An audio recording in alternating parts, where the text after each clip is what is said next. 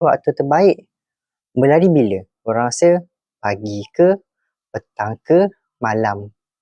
Jadi, kesimpulannya, dia bukan tentang waktu korang, tetapi macam mana korang uruskan waktu korang. So, kalau orang tanya saya, macam mana kau boleh berlari Zairul walaupun kau tengah puasa? So, jawapan saya, first of all, kita kena ada target dulu sebelum kita buat sesuatu. Sebab, kalau kita tak ada target dalam membuat sesuatu perkara, kita akan jadi lost. Kita akan tak ada vision. Okay, aku nak buat benda ni pada tempoh masa tertentu.